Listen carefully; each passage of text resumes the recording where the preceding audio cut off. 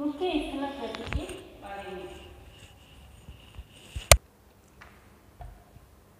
अपक्षय और अपर्दन नामक दो प्रक्रमों द्वारा दृश्य भूमि लगातार विघटित होती रहती है।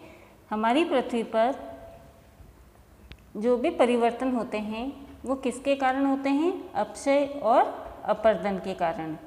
पृथ्वी की सतह पर शैलों के टूटने से, मतलब पृथ्वी की सतह पर जो चट्टानें हैं, पहाड़ हैं, उनके टूटने से अपक्षय की क्रिया होती है और उनका टूटना क्या कहलाता है? अपक्षय।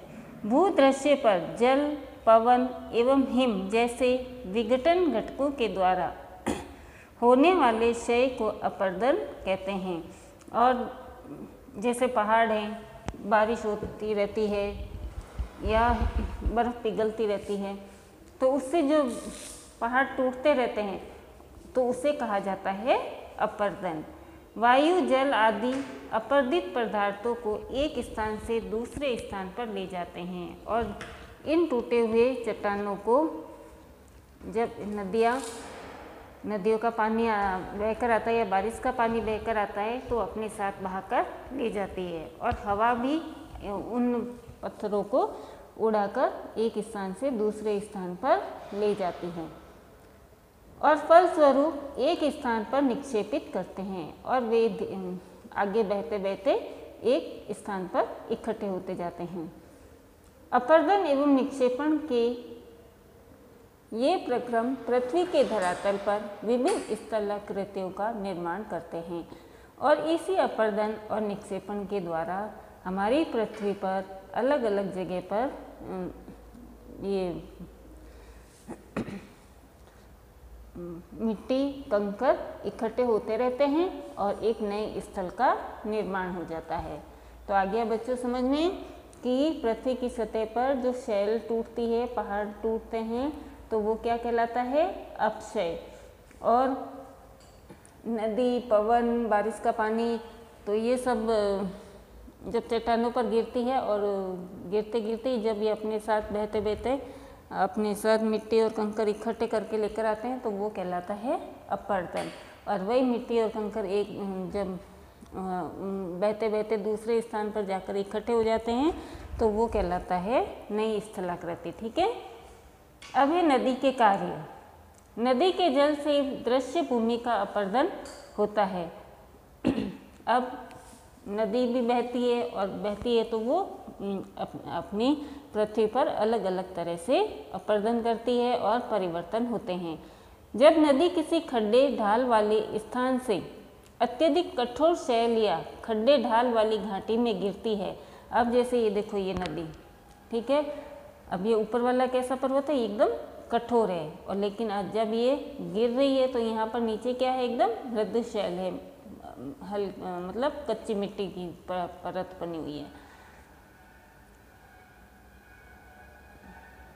जब नदी किसी खड्डे वाले स्थान से, अब जब ये खड्डे वाले स्थान से अत्यधिक कठोर शैल या खड़े ढाल वाली, मतलब ऊपर से नीचे तक ढाल वाली घाटी में गिरती है तो यह क्या बनाती है? यहाँ पर जलप्रपात बनाती है। इसका जब यह नीचे गिरती है तो यहाँ पे ये क्या बनता है? इसका जलप्रपात बनता है।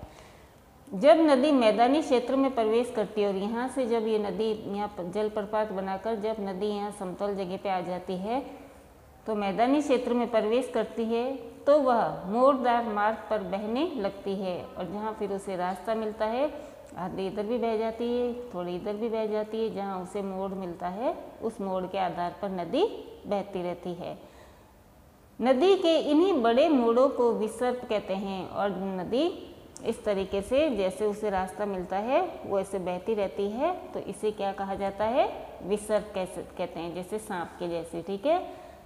इसके बाद विसर्पों के किनारों पर लगातार अपर्दन एवं निक्षेपण शुरू हो जाता है। विसर्प लूप के सिरे निकट आते जाते हैं। समय के साथ विसर्प लूप नदी से कट जाते हैं और एक अलग झील बनाते हैं। और जब एकदम ये नदी बह रही है और एकदम बाढ़ आई है, ठीक है, तो बाढ़ आई है तो क्या इस नदी का ये पूरा एरिया बढ़ जाता है, पानी बहुत ज़्यादा बढ़ जाता है। लेकिन जब बाढ़ कम हो जाती है या इसकी गति धीमी हो जाती है तो क्या होती है कि ये अपने वापस छोटे वाले रास्ते में आ जाती है और यहाँ पर जो पानी खड़ा होता है और यहाँ पानी इकट्ठा होता है तो वो अलग से एक चाप झील बन जाती है। देखो जैसे गणित में आप है ना इसे चाप काटते हो ना, है ना, इसी तरह ये नदी भी पहले तो बाढ़ के समय फैल गई, फिर वापस छोटी हो गई, तो यहाँ पर जो पानी इकट्ठा हुआ रह गया है तो वो क्या कहलाएगा, एक झील बन जाता है, जिसे कहते हैं चाप झील कहते हैं, जिसे चाप झील भी कहते हैं। कभी कभी नदी अपने तटों से बाहर बहने लगती है। अब नदी यहाँ बह रही है, लेकिन कभी कभी जब बाढ़ आ जाती है तो ये अपने तट से भी बाहर फैलने लगती है, बहने लगती है। फलस्वरूप निकटवर्ती क्षेत्रों में बाढ़ आ जाती है। बाढ़ के कारण नदी के तटों के निकटवर्ती क्षेत्रों में महीन मिट्टी एवं अन्य पदार्थों का निक्षेपण होता है।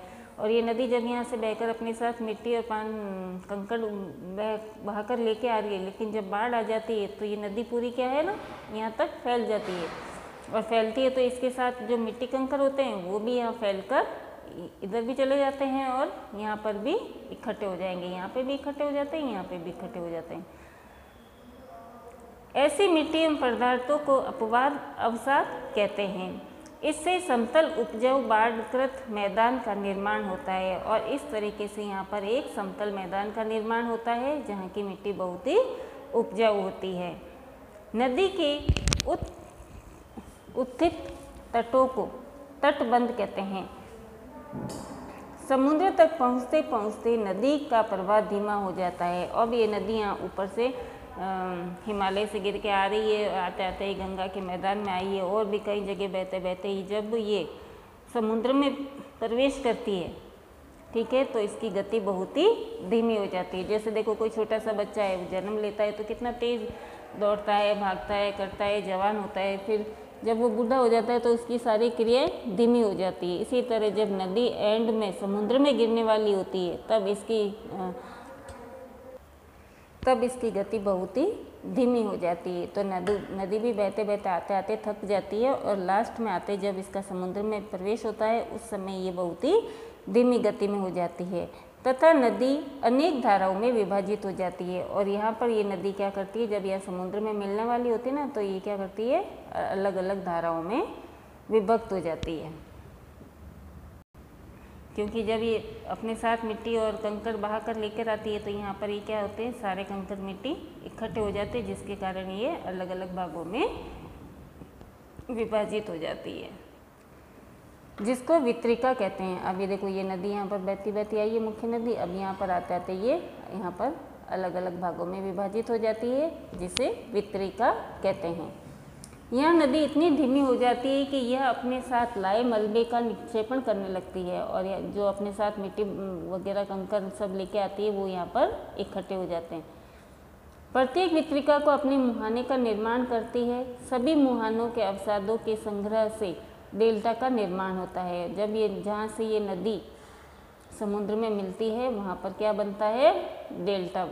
जैसे ये नदी अब यहाँ से बहकर आई है और यहाँ पर ये अलग अलग भागों में अब ये मिट्टी कंकड़ सब लेके आई साथ में, यहाँ इकट्ठे हो गए तो आधा भाग इधर चला गया, आधी नदी इधर चली गई, आधी नदी इधर चली गई, और यहाँ पर जहाँ जिस छोर से वो समुद्र में मिलती है वो क्या बनता है, एक डेल्टा बनता है, उसे डेल्टा कहते हैं। ठीक है, अब ये समुद्री तरंग के कार्य ये अपन कल पढ़ेंगे। धन्यवाद।